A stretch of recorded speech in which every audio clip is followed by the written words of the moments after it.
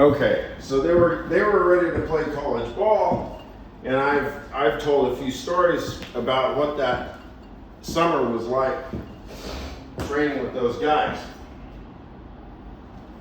I can probably fish it out and put the URL of the reference.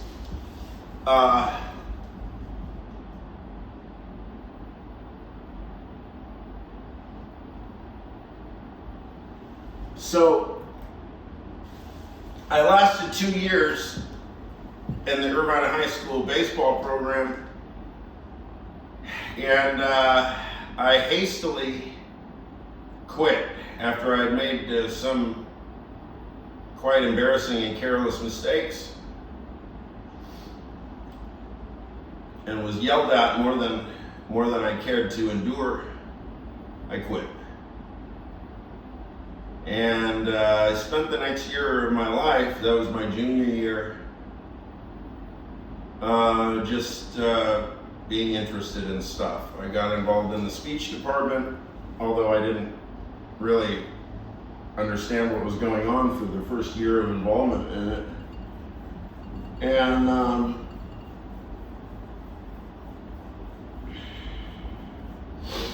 during that year, also Dale and I discovered Jan Cox, which I've talked about extensively, so I won't go into that here. So Jan Cox, that was roughly 1992 until 2005. Then I get into philosophy. I get a bachelor's degree in philosophy from USC. I studied under James Higginbotham in the philosophy department, primarily, although I studied also with Edwin McCann and Dallas Willard and Kadri Vivian and let's see Jacob Ross and James Van Cleave, and who else was there in the philosophy department? I mean, you know, Higginbotham was really the guy, you know, because they had just gotten him, they had gotten hold of him. He was a reputable Oxford linguist, MIT affiliated, sort of like really affiliated at the highest levels, associated with Noam Chomsky. And so they brought him in to make the USC philosophy department like really hardcore, AKA turn it into a full-blown kind of analytic philosophy factory. And so he found Scott Soames also, and Scott Soames, of course, is very famous. I've never met Professor Soames.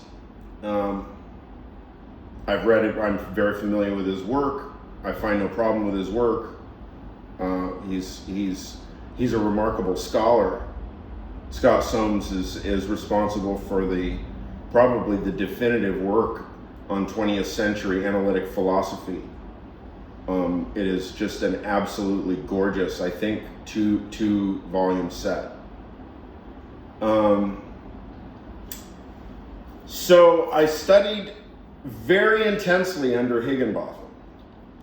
I was enrolled in Philosophy of Language 402, I think it was. It was a 400 level course.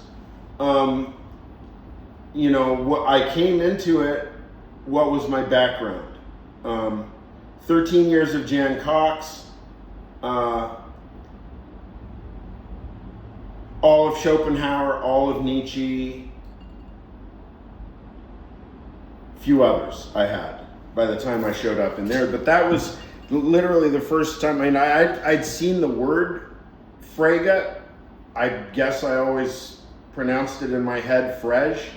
I literally didn't know what it was.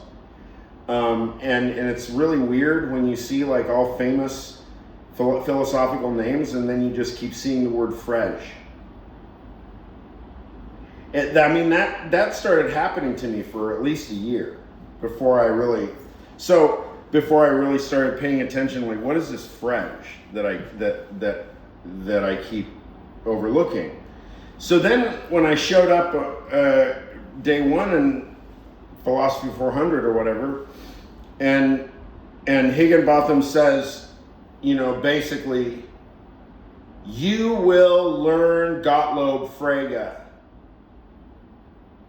when you leave this class, you will know Gottlob Frege by heart.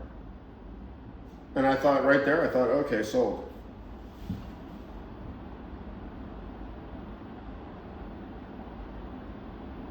So I did that semester it was a spring semester. It was when I was touring my No One Said You Didn't material that had been released on Planet Mu. I remember quite vividly, so I had to, I told Higginbotham that I wouldn't be able to hand in, I think it was a paper on 2 dogmas of empiricism. And so I remember being driven all around Germany with this packet of papers, two dogmas of empiricism in my hand. And I remember reading the darn thing over and over again and just thinking, what the fuck? I mean, this is just such gnarly material. I mean, Quine. I mean, yeah, I could never have imagined, really, that all of this really does go that deep. And of course, Quine is just the beginning. Yeah, I mean, Quine's kind of deep, but like, Quine's textbook stuff, that's canonical stuff. And it's been around for a few decades. So, anyway, I turned the paper in after I turned the paper in a week or two late, and Higginbotham gave it back. I wrote, I was probably writing like Nietzsche and Heraclitus or something. And he handed it back to me, he handed back the papers, and I don't know if he gave me a grade, but he said something like, I suggest you rewrite this. I don't think you've understood the material. All right. So, and I don't think I rewrote it. This would happen with Higginbotham and I. Is that like, I would write stuff for him, and then he would not give me any commentary or feedback, and then he'd just give me, after like a great long time, he'd give me these just completely annihilating, dismissive gestures. Now, if it's true that he thought that I was worthless, which I would have no reason to think, I would have no reason to think otherwise.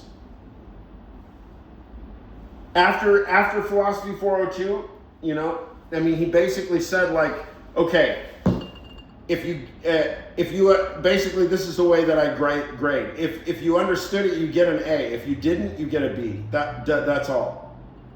And of course, I got a B. So in that kind of a black and white world of Higginbotham's, I guess that I was worthless, right? So, but then I would always strike up conversations with him, and I'd try to get him going. And I asked him, I said, this coming semester, will you work on me? I'm really interested in the division between continental philosophy and analytic philosophy. Will you help do a supervised directed research thing? I said, I'll do all the work, and I'll just show up and I'll just ask you questions and stuff. And he agreed. And that next semester that I spent with Jim Higginbotham, I learned perhaps more than I've ever learned before or since. I made the entire curriculum myself. I would tell him in advance, I gave him a whole curriculum for the whole semester. I read multiple books every week. And what? I wrote a 20-page term paper every week. With footnotes, with everything. I worked my ass off. And we talked about everything. Because I was enrolled at the same time I was in seminar with Peggy Kamloff. So, because I was doing this continental versus analytic, I was bringing all the continental phenomenology from Peggy Kamloff, and I would try to bring counter arguments to to Higginbotham. Of course, I was not allowed to bring anything from Higginbotham into Kamuff because she would blow her top. But Higginbotham was ready to talk about anything. So basically, I just brought whatever counter arguments I could think of from European philosophers. Anything I could think of: Foucault, Deleuze, Derrida,